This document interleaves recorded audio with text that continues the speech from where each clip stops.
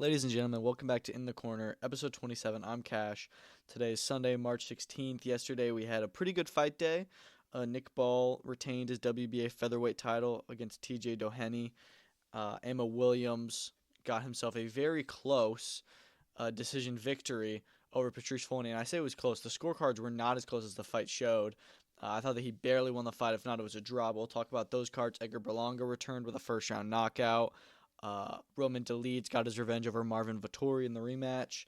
We'll talk about all those fights. We'll talk about tonight we have Callum Walsh returning in New York City.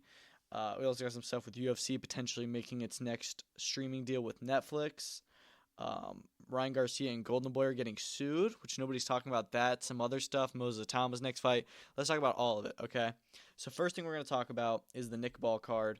And we're just going to start with the main event because, this was really crazy.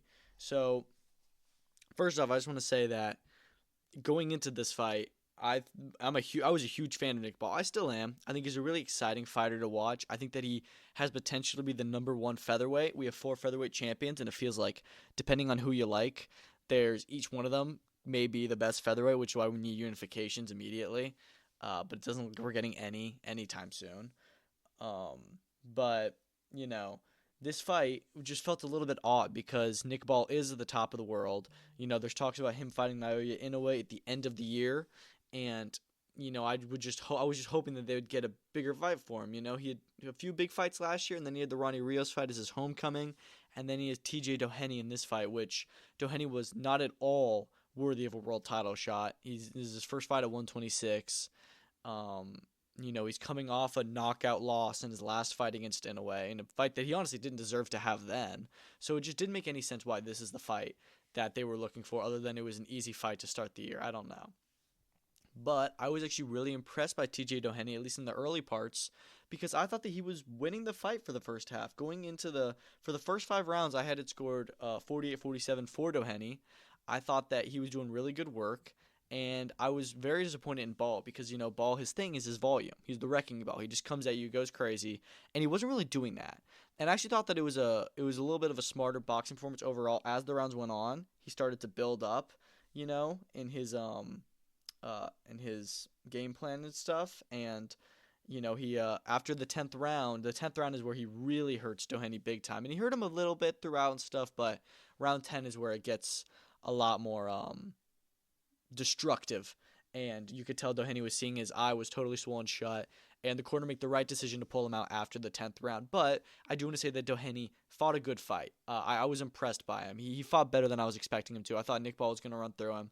I think that the only reason why they decided to do this fight was as a comparison job to Inoue, and they thought that they were going to be more destructive to Inoue, even though Inoue didn't really do a lot in that fight with Doheny, but he stopped him in just 7 rounds.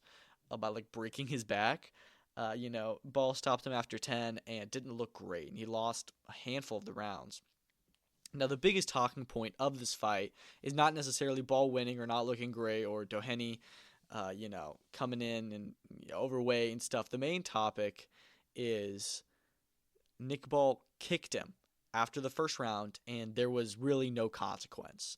So a lot of people are forgetting, I will say, that TJ Doheny, when the round ended, they were kind of tied up, and Doheny had Ball in a headlock and wouldn't break it for 10 seconds.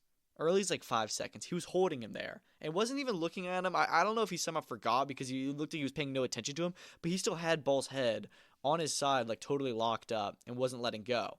And then so Ball pushes himself out and then kicks Doheny in the back of the leg, and Doheny actually falls down from it. Nick Ball's a pretty feisty lad. So, that was the big talking point of the fight, and mainly how there was no consequence for him. The ref gave them a stern talking to, both of them, because, again, it wasn't just Ball. He definitely reacted more so, and he had a bigger, he hurt Doheny more. But, and he said afterwards, they tell us when you're kids and stuff, he did something to you, do something back to him, which I get, but it was a little bit weird. And it was especially weird because some people were saying he should have been disqualified on the spot, which I could see happening.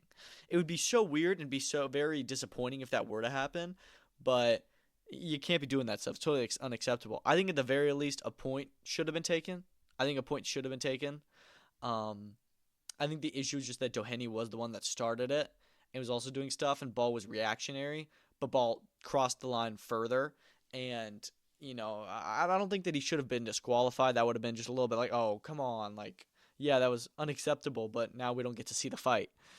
So I think that taking a point away would have been just, and it just brings up a lot of questions with, okay, what's going on here, with this refereeing kind of bias and stuff. And the ref did take a point from Ball later. He kept on throwing Doheny down like multiple times because he is that kind of rugged fighter, and he does fight a little bit dirty. And he loses a point later on, so I think Nick Ball, what he walked away from this fight is, and they're trying to set up the Inoue one next, all that's coming out of it is he a dirty fighter? And you don't really want that reputation. As for his next fight, we're hearing that they want to do Inoue, but we're hearing that they're going to do a fight in between then, because it makes sense, because if it is Inoue, that won't be until December. So we're going to have to, 9 months out of the ring, probably not a good idea, especially when Inoue is going to have 2 more fights before then. So I think that the plan is to do another fight, maybe even in Liverpool over the summer. I would prefer a unification, but I also know that they may not want to risk that, and they may just not have any interest with any of the guys. Nick Ball has now had 2 voluntary defenses, and he's likely to going to get ordered to fight Mirko Cuello, which actually is a fight that I'm not mad at. I think after tonight, that fight is much closer. Mirko Cuello did not have a great performance in his eliminator to get this mandatory position. He was losing the fight, but then ended up stopping his opponent, I think in like round 10, like the final round. So he was able to hold on to his position there. But, so neither guy's coming off good positions. But we'll see what happens in that fight, because Nick Ball showed a lot of holes in his game, especially like to the body. Like, he was just not defending, and he wasn't really hurt against Doheny, but Cuello is a much bigger puncher than Doheny is. We'll see. And especially because Nick Ball is just such a destructive fighter. TJ Doheny is 38. You'd expect him to run through a guy like Doheny a lot quicker, and he didn't. So I'm still a big fan of Ball, but it was definitely not his best out. And, we'll see what happens next. I think the Cuello fight could happen. I just want to mention that the prelims on this card, 5 fights, 4 of which were debuts. They were all 4-rounders, which is very interesting. They also had Jack Power after the main event on YouTube. He fought in a 6-rounder. But I thought all the prospects actually looked pretty good. There's a fair amount of stoppages, which, again, you don't always get to see in British boxing. But I think most of them were stoppages, and they're pretty good. And you had guys like Artem Spatar and Angel Gomez, journeymen that you see fight every week on these like UK shows, and they never really get stops, and they did by these guys, so it shows something. Starting off the main card, you had Stephen Clark, which I'm going to be honest, I haven't seen the first half of that fight. I don't think that I really missed much. He's a big ticket seller. I think he's from Liverpool, and but he's not necessarily a big puncher or anything. Not bad to watch, but he just fought a journeyman over 6 rounds. He kicks off the TNT Sports broadcast, which they didn't start the DAZN broadcast until 30 minutes later. So, a lot of his fight got cut out, which is not a big deal. And then we got to talk about this. The fight after that was Brad Strand, Ionut Baluta, I think it is. And this was a horrible decision, I thought. So I had the fight scored 96-93 for Strand. And that's honestly like giving some close rounds to Baluta. And in addition to the fact that Strand actually was scored a knockdown against him, which was a little bit controversial, because he did get pushed back by a shot and it looked like it was a knockdown. But if you look at it, he did trip over his feet. I'm going to say it can still be a knockdown because he tripped as a result of getting pushed back. So I think I'm okay with it being scored a knockdown. I still actually think that he won that round. But these scorecards were just awful. I mean, I had a 96-93 for Strand. One of the judges had a 97-93 for Strand. And the next one is 98-91 for Baluta. And last one is 96-94 Baluta. First off, these judges in the UK have to stop scoring fights, scoring rounds, draws. It sucks. I never, ever score a round a draw unless, it's like ends in the first like 10 seconds and they go to a technical decision and no punches are thrown. That's the only reason. Even if nothing happens, you should still try and find someone. UK, every single fight, there's at least 1 or 2 rounds they score a draw, and it's just such a pain in the ass. But 98-91 is a horrible scorecard. Absolutely awful. That means that they gave Strand 2 rounds. I had him winning 7 rounds that fight. I mean, there were so many bad scorecards yesterday. It's unreal. But yeah, I was really disappointed in the scoring there, and I thought the Strand was completely robbed of a good fight. And it sucks because Baluta was the guy coming forward, and that's what got him the fight. So that was awful. Jadir Herrera, I was super impressed by. Super impressed because I saw real time the game plan being changed. He came in there, and he's usually a guy who gets a first-round knockout, goes out. He's in with Jose Macias, and he's just giving everything he's got. And, the first round I gave to Macias. I thought that he had some good shots on Herrera, and Herrera's like, hold on, I'm getting hit, And so he takes it, and he's like, okay, I'm not going to go as crazy. And even when he was hurting Macias, he's like, I'm going to take my time. And he's boxing more. He was actually the one kind of moving around, and he's winning all these rounds. And then I think it's in the 7th round, he was able to get a stoppage win, which I thought was a good stoppage. He didn't necessarily severely hurt, but just gave Macias all he could handle, a lot of punishment. And I thought that he looked good. I've seen some people recommend that he should be fighting Lucas Body next. I love that fight. They're both pretty highly ranked with the WBA. I think that's a fantastic fight next for both. It's a 50-50 fight. One that I would actually probably favor Herrera in. But I want to see him in a big fight, and I think that a fight like that is perfect. They both just fought. Let's do that one next. Andrew Kane, Charlie Edwards. This one was an awful watch and almost went the wrong way. So Andrew Kane did get the win. I'm not somebody who critiques defensive fighting too much. I don't love it a lot. It can be boring, but I also enjoy watching someone like Shakur, who I don't think necessarily runs. Sometimes he does, but not a lot. I think that he's actually entertaining to just see like masterful performances like that where they hit you and they do not get hit. This was not Charlie Edwards. I mean, when I say run, he wasn't kind of moving and stuff. He was running around the ring, did not ever stop moving, and he was barely throwing punches back. I mean, you're not getting hit too much, but you're also not hitting them. And I actually thought that Edwards was still getting hit more than Kane was. And I don't know. It was an awful, awful performance. I thought it was just a terrible game plan. He did come back in the last few rounds, and I ended up giving him 2 of the last 3 rounds. But I ended up scoring at 116-112, so it's not like it was a totally one-sided fight. And Kane didn't even have a great performance either. We couldn't really get close to Edwards. And Edwards had the possibility there to fully use that style and make use of it. But he didn't make use of it. He just moved around and didn't hit. It's just like watching him, like, dude, are you stupid? Like this is, you can't win like this. And he didn't. One of the judges somehow scored it for him, 115-113. I don't get that. The other scorecards were 115-114 and 116-112 for Kane. So he retains his British and Commonwealth titles and gets a WBC silver title at bantamweight. He's pretty good. He's probably going to get closer to world title in the next year or so. But yeah, I was just really, really disappointed by Edwards, especially when he's been on a pretty good run and he's trying to get back into the world title shot. And this was a must win for him, and he just totally pissed it away. I don't understand what the game plan was there. Anyways, co-main event, Jack Turner. My goodness, I'm not even too sure what the thing with Jack Turner is. Honestly, I think that he may need to have some. We may need to start drug testing him. Not because I think that he's like on roids or anything, but just every time he celebrates, he goes like manic. Like he looks like he's on coke. The way he's just like sprinting around the room, like in his fighting style, is just very like, whoa. I'm not accusing him, but I'm saying like, I would be surprised. But no, he's very exciting to watch. He's a very good fighter. And he's patient at first. The first minute of the fight, he's patient, and then he lands one shot, and then he just goes ballistic. And, I mean, that was a fantastic knockout he had over Ryan Farag. This was a big step up for him, one that I didn't think he was ready for yet. He's barely fought. I think he's fought like 15 rounds in his pro career, and they're already putting him in a 10-rounder. And I was like, geez, like he's not Moses Atama. Let's slow down. But you know what? He succeeded very well, and I thought that he looked great, and just like his strength and his speed is unbelievable, and just like his ferocity. That's mainly what it is. El Terrier. He just goes for it, and he's just crazy. And I thought that his knockout was fantastic. Easily knockout of the night. And maybe the best knockout of the weekend in boxing holds potentially the Edgar Berlanga knockout. But yeah, fantastic performance from him. Only in the second round. We'll see what they do with him next. I'm guessing they're going to keep on giving him good spots on these cards, TV spots, as they should. But yeah, pretty good card overall. Some controversial moments. I feel like we're getting a lot of controversial moments in the last week or two in boxing. Like there's just a lot of like controversial decisions and stuff like that in moments, but we'll see what happens in the future. So in Orlando, we had the Matchroom card with Emma Williams versus Patrice Volny. I just want to shout out, first of all, that they are really getting their pacing down. In the UK, they've had really good pacing for the last few shows, but the US, it feels like they haven't. They did a really good job last night. Card started at 6:30 on the East Coast and was finished by like 9:45, like the entire event, not just the fights. It was awesome.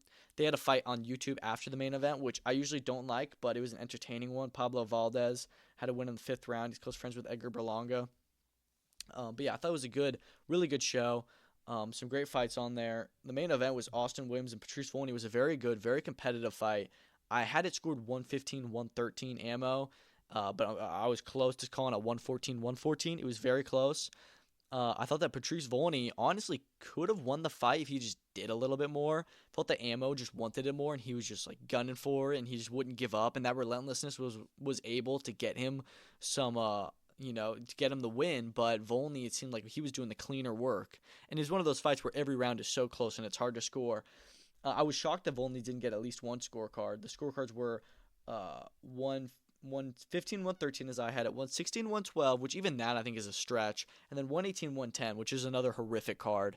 How Volny does not get any recommendation, and in fact, you only have him winning 2 rounds. But it was a good fight. This really did show, like, wow, this was a 50-50 fight. I do not think that Ammo is ready for world title level yet, as they're trying to push him. I think we saw with Shiraz, he's not there yet, and that was less than a year ago. So, as for what's next, he said that he wants Shane Mosley Jr. in a fight that I actually love. Fortunately, I think that Shane Mosley is going to be busy with Yoeli Hernandez in a fight that I think is better as a WBA world title eliminator. A fight that I've seen some people call out that I like a lot is Denzel Bentley. I mean, they're both middleweights. They've both been on a pretty good run recently after losing. They had some good fights since then. I think that's a tremendous 50-50 fight. Both like really big punchers. And one that I would honestly probably put Ammo as the favorite in. So I say you totally do that fight next. It'll probably end up on a Queensberry Matchroom 5v5. That's a great fight to go on there. It's not a world title fight, but it's high ranked. Like they're both, Denzel Bentley is mandatory for the WBO world title. He may not want to take that Ammo fight because he doesn't want to risk his position with Janibek, but I say let's do it. I think that's a great fight to make next. Edgar Berlanga returned as well. Got himself a first-round TKO. Really proved that he should not have been in there with Jonathan Gonzalez-Ortiz. Yes, he was undefeated, but he also had like a 10-year inactivity. I think that he was in prison, I heard. But, just not what you want to see. And Berlanga just ran through him. It was a fantastic knockout. But, I was shocked it took 3 knockdowns for the ref to call it off because he was just just blowing through him. But hey, he gets his confidence back. Calls for big fights after that, and they said this was always the plan. The plan was to do a smaller fight, get your win back, and then go on to the bigger fights. And listen, the fight to make is undoubtedly Edgar Berlanga, Caleb Plant. No beating around the bush. That's it. Both Americans, both really don't like each other. Guys that have fought Canelo, not really sure what's next for him. Top 10, maybe even top 5 super middleweights. I say that's it. You've also got Jaime Munguia there. Jamal Charlo, I should say, got mentioned as well. Diego Pacheco, Christian and Billy. Like, there's so many good names at 168, and I don't want them all to just go for the Canelo fight. I want them to fight each other. And it seems like we may be getting that, but Berlanga Plant is the fight. Don't get it wrong. I hope they do that. I hope that Berlanga stays with Eddie Hearn. They've done good work together. It was a really good performance. He definitely shouldn't have been in there with Ortiz, but we forgive and forget, and let's see a big fight next, because that Berlanga and Plant in Vegas is actually a big fight and sells a lot. Omari Jones had his pro debut. He looks fantastic. Blew through Alessio Mastronunzio in 2 rounds. Got himself a TKO. Now, I think that he hurt Mastronunzio a lot and beat him up, and he deserved a stoppage, and it was going to come in that second round. It just came very early, and the actual moment where the ref stopped the fight was a little bit early, I thought. Not early, but a bad stoppage. Because, listen, he was going to stop him in 10 seconds. You just want to get it at the right moment so you can stay away from controversy. And nobody's really complaining about it too much because we knew that was going to happen. It's not like, Mastronunzio was winning the fight and the ref robbed him. You just want to try and time it better. But great performance from him. They announced he's going to be back out April 12th in Atlantic City. I love that. Hopefully they put him on the main card. He seems like he'll be a really, really fun fighter to watch, and he'll do big things. Very impressive talent. And, they're going to move him quick. 2 fights within 1 month to start off his pro career, which I love. And then opening up the card, you had Jermaine Ortiz, who beat Yomar Alamo by unanimous decision. Scorecards were 99, 91, 98, 92. Some may think that was wide. I also had a 98-92. I could see it 97-93 maybe. But again, this is one of those fights that the rounds were close, but I thought Ortiz was doing the better work. He seemed a lot stronger and quicker in there than I remember.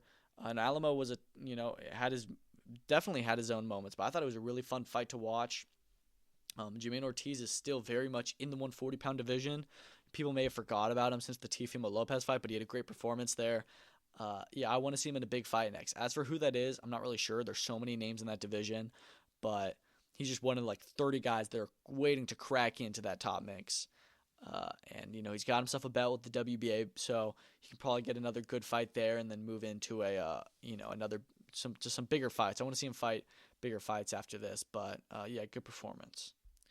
Okay, now let's talk about UFC Apex Las Vegas Fight Night 104. Vettori Dolidze 2. Roman Dolidze got it by, I think, unanimous decision, 49-46 all the way across. That was very surprising. I had it 48-47 for Dolidze, and I think that most people did. It wasn't a super hard fight to score. It was 1 Vettori, 2 Dolidze. 3 Vettori, 4 Dolidze, and then Dolidze certainly got the 5th round. Some people maybe even scored it for Vettori, which I don't mind. It was kind of not the most entertaining fight. I just feel like not a lot happened, and they were kind of just trading off rounds. But just to say that they all gave 4 rounds to Dolidze, and Vettori, didn't get more than 2 rounds or more than 1 round on any of the scorecards is just really odd. But Dolidze did deserve the win. He gets his revenge. Good performance. Afterwards, he calls out Whitaker and Adesanya in fights that I actually really like. Both those guys are former champs who, they're dropped down the totem pole a little bit. They've had bad losses, but, you still want to get them in there with a good name, somebody who's been winning, somebody who's going to be a challenge, and Dolidze is that. So, I'm really excited to see what he does next. I wouldn't be surprised if he ends up with either Izzy or Whitaker. I feel like I heard that Robert Whitaker could fight Caio Barajo next, which is another fight that I don't mind. So it could be Izzy versus Dolidze, which I feel like makes more sense. So, we'll see what happens. But he's got big fights ahead. And honestly, I think that he got this win just based off activity. Vettori hasn't fought in a year and 9 months, I think. And Dolidze had 3 fights in 2024, and he stayed fresh, and he got the win. So let's talk about that card a little bit. So the main thing I want to point out about this card is that it's yet another Apex Fight Night where everyone goes into it saying, oh my gosh, this card is so bad, it's going to be awful, and it ends up being great, and everyone has a great time with it. And, I mean, hey, this is because we, as UFC fans, we kind of complain with how good we get cards sometimes that when you do have the Apex Fight Nights, it's not a lot of big names, not a lot of good fighters, it's going to be boring. But that's not what that means. Even though you don't have the biggest names and the most competitive fights from the get-go, you can still get awesome fights because you just leave your expectations at the floor and you're going to get it. It's different. Whereas boxing, if you don't have big names, if you don't have top-level fighters on it, then it will be boring because it's just going to be prospects blowing over nobodies. But UFC is competitive fights all the way through. So you're going to get good fights. You're going to get good finishes, and you're not expecting anything. And that's what happened tonight. 9 of these fights had finishes, most of them early. I had a great time watching the card. It had a ton of finishes. I thought it was awesome. You had on the main card, co-main event was Chitty Chitty Bang Bang. Chitty Njoukani stopped Elizu Zaleski dos Santos with a TKO in round 2. Really good performance there. He could honestly be a pretty fun fighter. He's calling for a top 15 fight. I'd like to see it. Pretty fun performance there. Alexander Hernandez and Kurt Holobaugh, I didn't love the fight in general. I thought that it was pretty competitive, but I wasn't sure if Hernandez won, and it was very close. So I wouldn't complain and say robbery, except for when you do look at the cards and see that Hernandez won every single judge's scorecard, and one of which gave him a 30-27.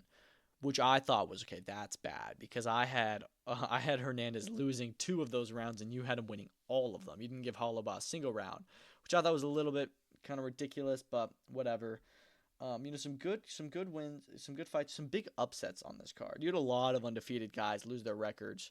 Dr. Nergoze, I saw he had a ton of support. As always, I feel like Eastern European fighters, they just have a ton of support, and like the comments on Instagram, you just look at it, it's all just like flags and stuff. But he got upset, stopped in the second round by Brenson Ribeiro.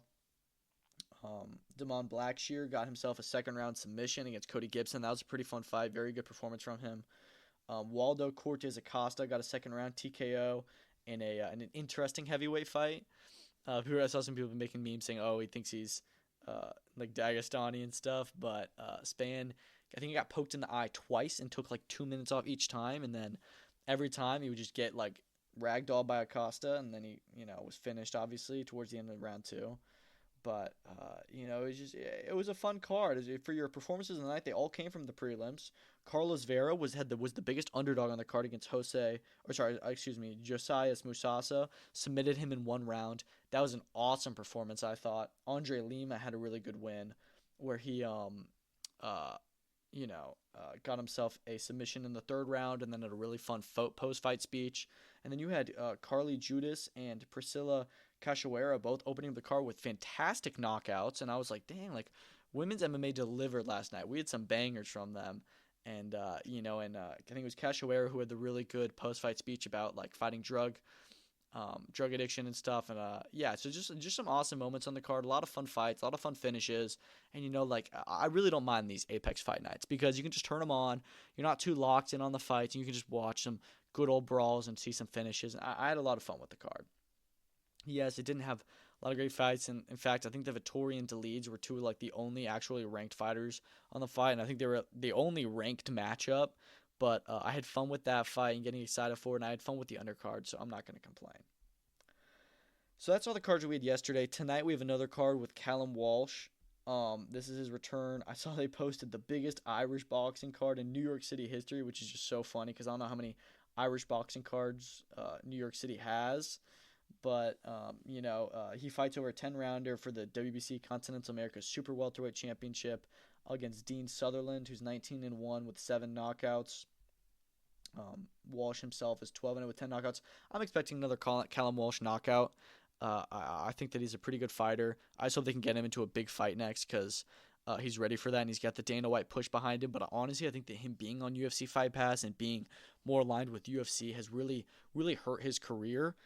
Because I feel like a lot of boxing fans aren't even aware of him. They don't even consider him because he's not on Top Rank. He's not on Matchroom. He's not on Golden Boy. He's not on any of the big promotions, when he fights in the U.S. So it's kind of hard to, remember to keep him in sync with them. And I think that him and Xander Zayas, a fight at the Theater MSG, is a fantastic event. I'd like to see that one next. Co-main event, Firgo McCrory versus Keenan Carbajal. This is McCrory's bounce back fight after losing to Lamont Roach in a world title fight. So should be a pretty good fight there. I'm excited to see Thomas Carty. He kicks off the main card. And they've got Emmett Brennan and Kevin Cronin in a rematch of a fight that Brennan won in September on the last Callum Walsh fight. And they fought for the Celtic Championship there over 8 rounds. This time it's over 10 rounds. I don't think that Celtic Championship's on the cards. But, and then 3 fights on the prelims. What's interesting, this fight card starts at 4 p.m. Eastern, which, I actually really like. I just want to point out the last night's card, because they did that ammo card and they started it early and it ended early. The fights were over by 10:30. If you include the Pablo Valdez fight. Other than that, it was over at 9:45. So, it was really lovely to just not have to stay up until 2 a.m. on a Saturday night. And we've got a card Sunday night, and it looks like it's probably going to be over around 9:30, 10 as well. You've only got 4 fights on that Callum Walsh card. It'll probably be over around 9:30. So that'll be nice, but it's hard to do it when you have it starting at 4 p.m. So I may not be able to watch all that live, but I'm excited for it. It should be a pretty fun card. I really do enjoy when you have one card a day, and it's not the biggest fights, but you've got some fun fighters on it, and just enjoy the fights. It's not Saturday. We have 4 events you're trying to watch all at once, just one. So I'm excited for it. I'm looking forward to it. Let's talk about some headlines that have been going on recently. So the big one is UFC and ESPN and Netflix. So apparently UFC has been having some issues with ESPN, and ESPN has going back. So as you remember, UFC and ESPN for their last pay-per-view, the Alex Pereira-Magomed Ankalaev fight, ESPN Plus had a lot of issues streaming those pay-per-views, and a lot of people bought the pay-per-view and weren't able to watch it.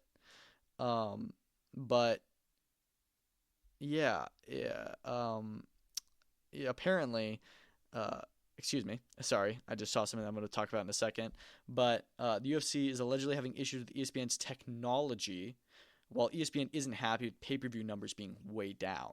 So as we know, stuff like StreamEats, there's a lot of people illegally streaming UFC pay-per-views, and I get it. I mean, it's so expensive when you have $80 a pay-per-view, and sometimes they're twice a month. That's a lot of money, and especially considering the UFC's fan base is mostly young people who are technology savvy, they're not, and they don't have all the money to spend. They're gonna just pirate the fight, and that results in really low pay-per-view buys. Not really low because UFC is still massive, but lower than who's actually watching the fight. So it becomes an issue with ESPN not getting their deal of the fight, and UFC mad that ESPN's technology is not able to service all the fans.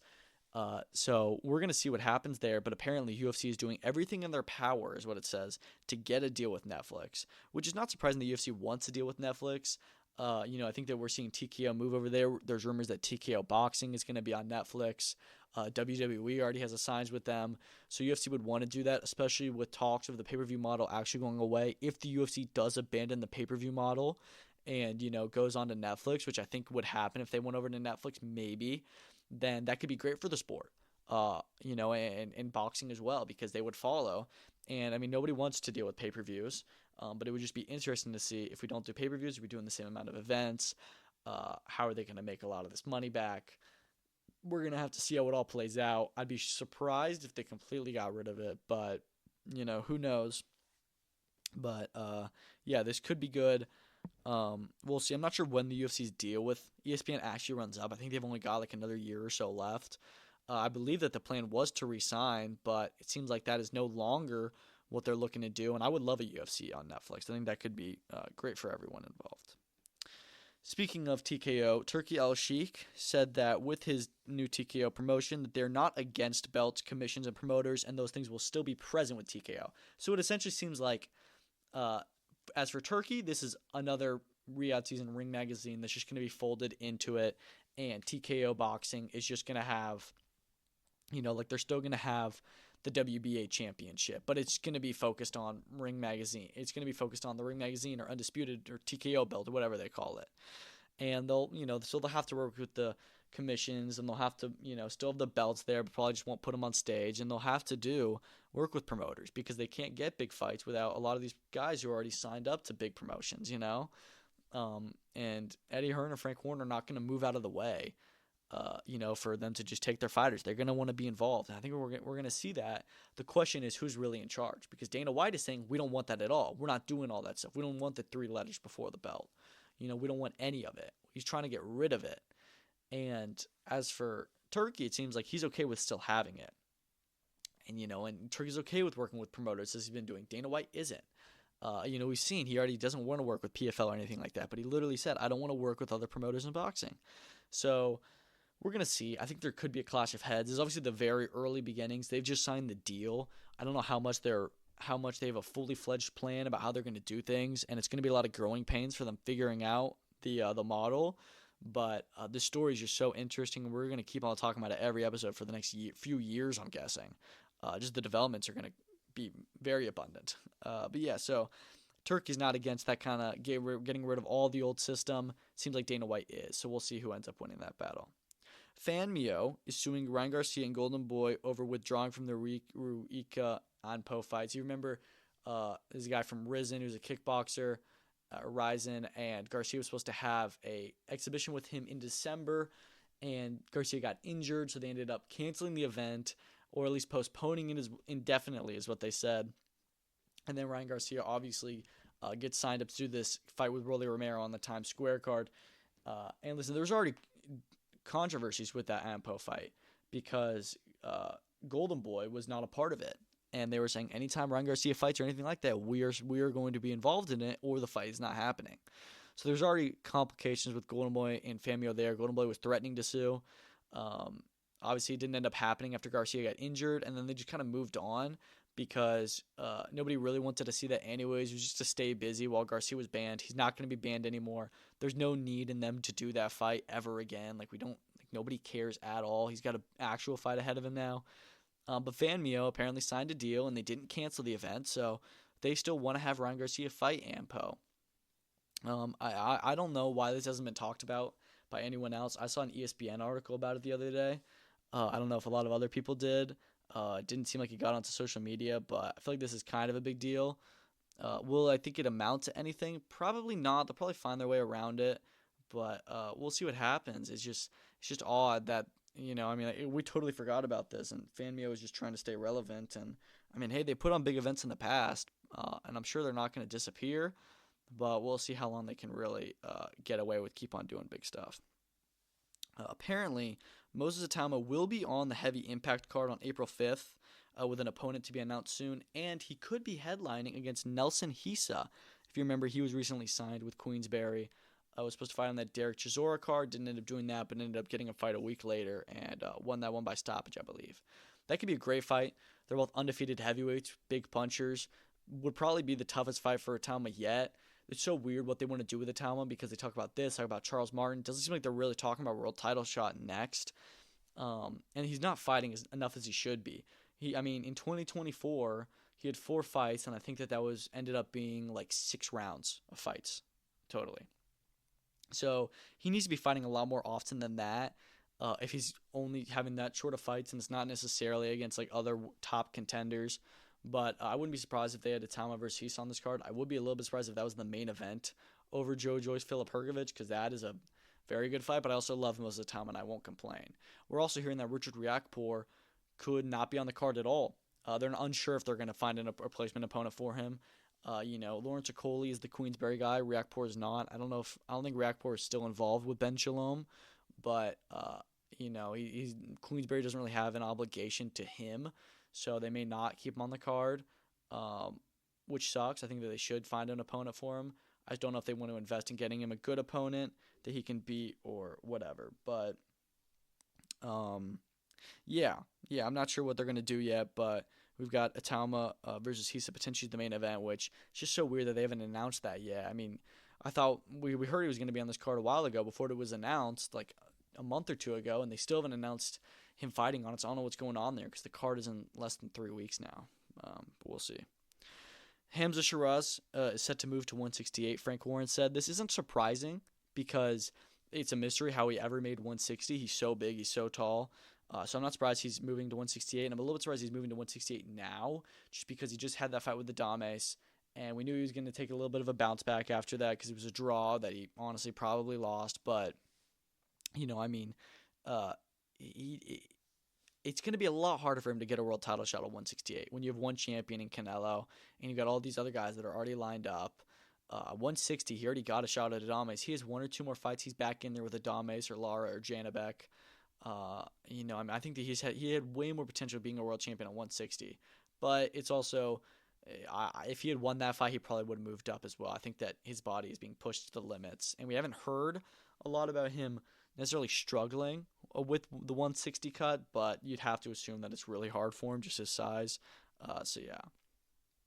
Jai Patai could be returning in Australia in May. We know that Tasman Fighters is looking to get him another fight out there. Eddie Hearn said that, with the Zerto fight not happening for a while, probably they're gonna want to maybe get him back out active, and he could be in Australia in May. Which, I mean, hey, you know what? Fights in January, fights in May and October, 3 fights a year, all spread out. I don't hate that plan. I'm just worried that if this is a voluntary fight, unless they take on a mandatory, which I would like, if this is a voluntary fight, then right when it's time for him to fight Zerto, the IBF are going to order him to fight another mandatory, and we don't get to see that Zerto fight, and then Zerto takes another fight, and we're off rhythm for another year. I really hope that they're thinking this out and not doing something stupid. Frank Martin, Edwin De Los Santos is in talks for May. I don't know what card that would be on. That may be its own PBC on Prime Video card. We know they're trying to do more cards.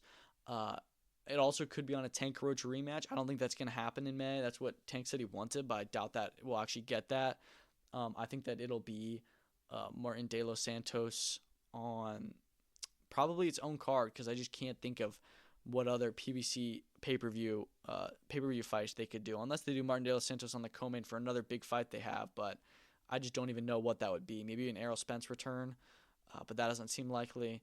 It may not even be on a PBC card at all, but those are both PBC fighters, so I'd have to think it is. But, hey, you know what? That's a great fight at 135. I think it's 50-50. I think that people forget just how good Martin and De Los Santos are. Neither have fought since their world title shots and their losses to Shakur and Tank, respectively. Edwin De Los Santos really hasn't fought since November 2023. That's a long layoff. So we'll see what happens with that fight, but I think that's a good one. I hope it gets made. Another fight for May. Fernando Martinez Kazuto Ayoko 2 is official for May 11th on the WBA website. Hasn't been announced yet, but it's on their website, so that'll be on Sunday, May 11th, which I'm excited for. Should be another good fight this time around. I'm kind of surprised with this whole situation. They were supposed to fight end of the year, day before. Martinez has to pull out, and then they're talking about doing the rematch, but then Martinez is talking with Bam. Seems like he's going to fight Bam. Now he's not going to fight Bam. Now he's fighting Ioka again. So we'll just see what happens here. And in the process, the IBF belt got taken away. But, Martinez and Ioka are now fighting for the WBA Super Flyweight Championship on May 11th. It seems in their rematch. The Enes Stanionis card is now complete. So we have Raymond Ford versus Thomas Matisse. In a fight that I actually think is pretty good. If you remember, Thomas Matisse really challenged Rocky Hernandez in September of 2024.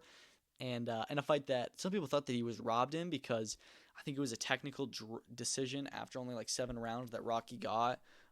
Matisse was growing in that fight, but, Rocky was still able to win the earlier rounds. So I'm glad that Matisse is still getting a big opportunity with Matchroom. We'll just see if it's, how good it really does get for him. I think that Ford will still probably win this fight. I'm actually a little bit disappointed. I want Ford to be in like a 50-50 fight because I want to see him in a world title shot soon. I don't know who that's against, and I don't know how many fights he's away from that, but he's still a very top fighter. I think he's probably top 10 at 130. And him against Oshaki Foster is a great fight for America. Also on that card is Arturo Cardenas versus Christian Cardo. I think Cardo's undefeated, and he trains with Bozy Ennis. Cardenas fights for Matchroom. Cardenas is undefeated, and Carto has, I think, 1 defeat. Mexican fighter with Matchroom. I think that's a good fight for that card. Not sure who actually is going to win that one because Cardenas is the favorite. He is the WBC Continental America's Super Bantamweight champion. He is the guy. He's going to be the A side. He's the home fighter, at least in terms of promotionally. But I remember he had a fight on the Diego Pacheco card, I think it was, that I didn't think he looked great, and I thought that he could have lost that fight. And he still got the decision, so we'll see. I'm not too high on him, but he could look a lot better and get a great win there. We'll see what happens, but it looks like they're putting together a pretty good card. Not the best card of the year, like Eddie Hearn is saying. It's not that great, but should be a good night of fights.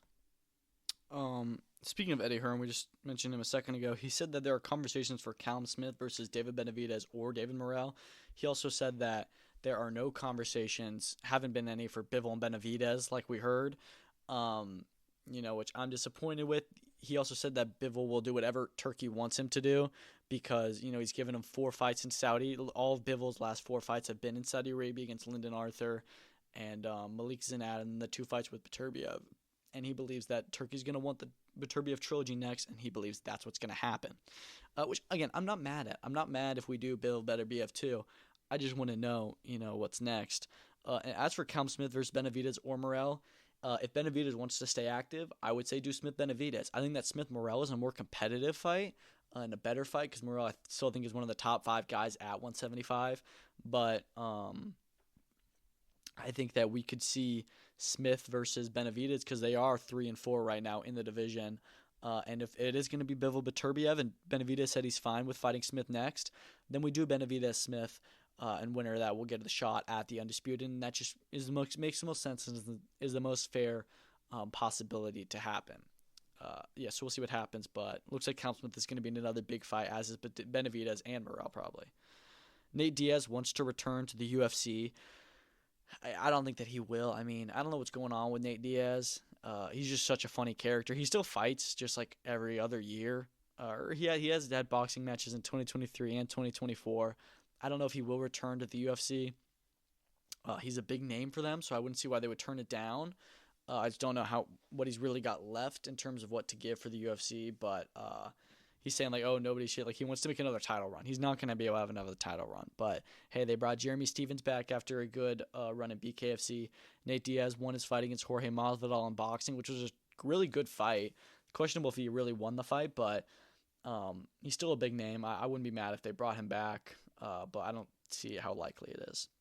Misfits announced that on their April 12th card, Misfits 21, they will have, or excuse me, Misfits 22, that they will have another Survivor tag, this time in the heavyweight division, with Tempo Arts, who is their champion, who retired less than a year ago and is already back. Big Tobes, who got knocked out in his last fight, but was winning the fight until then, really. And then Godson, who Tempo Arts already beat up in like 1 minute, and then Curtis Pritchard, who I don't even know who that is. So I think should be really funny to watch a Survivor tag with all these heavyweights, really big guys, and they say they have new rules, so we'll see what the rules look like, but I would have to assume that Tempo Art should easily win this, and the winner of that will be mandatory for whoever wins Chase Demore versus Roman Fury for the heavyweight title. So this should be fun, but I don't think that it's going to be very competitive. I think Tempo Arts is easily going to win this, but Survivor Tag is a really fun concept. I think it could be really funny. For those of you who don't know, it's like tag team, except that everyone's on their own. So, you're fighting 3 guys, but there's only ever 2 people in the ring. So fighter A is in there with fighter B. A wants to get out. He taps to fighter C, who gets in there with fighter B, and then let's say, B taps in D, and then D's in there, and then C goes back to, and then D gets out and fights A. So even though A and C were tapping it before, they're fighting. They're not. You don't tag out a teammate. You just tag out when you want to get out. So it's very chaotic, and it's a lot of tags, but it makes it pretty funny. So it should be good. Another Misfits thing really quickly, King Kenny versus Taylor Holder is confirmed for August, is what King Kenny says. This is odd because it's like 5 months away. I don't know why they're talking about August, but King Kenny was recently knocked out by Saul Poppy. Taylor Holder had 1 fight in 2024 after losing to Gibb like 3 years ago. I think it's a good fight for both, for where they're both at. And I think this also means that King Kenny's probably going to go up in weight a little bit. But, I'm really impressed that King Kenny is still fighting. He's very, very technically sound for a YouTube boxer, but seems like he wins a fight or two, and then loses his next one, just constantly back and forth. His record's like 5-4. I don't really know what's going on, but he's a cool guy, and he's a really good fighter, and him and Taylor Holder is a competitive fight right now. Turkey has new Ring Magazine ventures. He said that he wants to do with them, so he said boxing cards, which we know, which we like, merchandise, which is whatever, and then animation, movies and TV, comic books, manga, and video games. This is just too much. The video games could be fun, except for that we already have Undisputed, so I don't know what it would be. Comic books, I don't really know. I don't see how you would do that. And mangas, essentially, I think that's just anime comic books.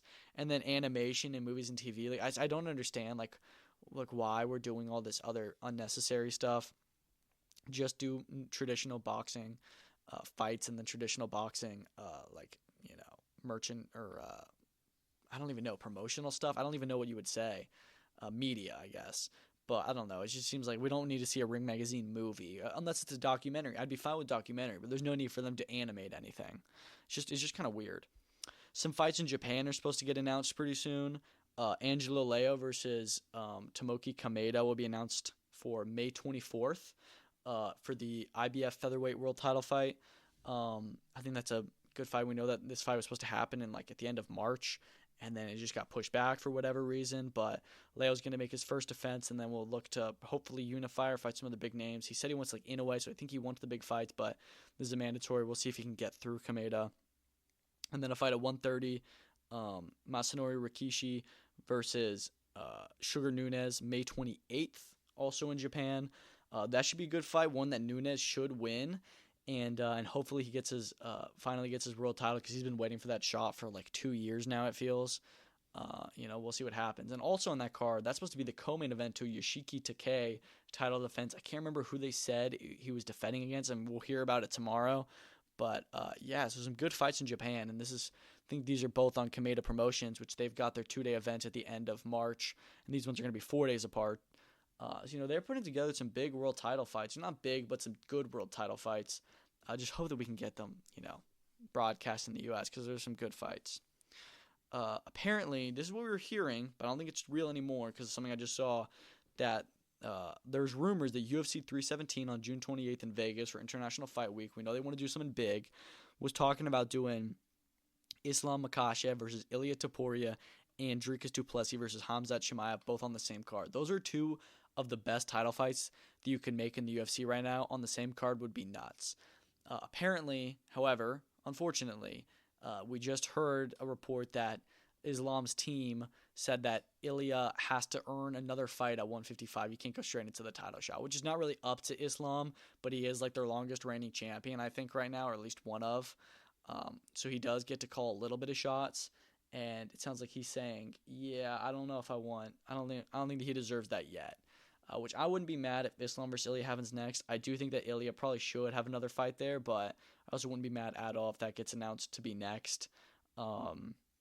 I don't think that this is a duck. I think that Islam is still going to fight a big name. It's probably going to be Charles Oliveira or maybe even Armin, or I don't even know who it would be, but 155 is such a good division. I think it's probably the best division in the sport. We'll see. Excuse me. We'll see if that happens next. If he's going to fight on 317, and if DDP versus Hamzat is the co-main event there, that could be the main event anywhere. And Hamzat is not allowed to fight in the U.S., I don't think. So we'll see what happens there. But yeah, it's just kind of odd. We'll see what's going on there. I hope that we can get both these fights soon on the same card. Would be a dream. I can't believe they're talking about that. And lastly, Pierce O'Leary versus John Fernandez, I think could be happening in Dublin. They said, Frank Warren said that they want to do a homecoming next for Pierce O'Leary when interviewed backstage, the two of them. And it seems like, they're going to go to Dublin next. And O'Leary's been ordered for the vacant EBU European title against John Fernandez. That's a big fight. A competitive fight that you can do in the main event on a card in Dublin at the 3 Arena. Let's do that. That may not even be the main event, but it could be. I like that fight a lot. I think that's probably what's going to happen next. I think we'll see that in probably June or July. Heck, it could get announced like on Monday for St. Patrick's Day. We'll see. But that's all I've got today. Like I said, the Callum Walsh fight, speaking of St. Patrick's Day, that is tonight.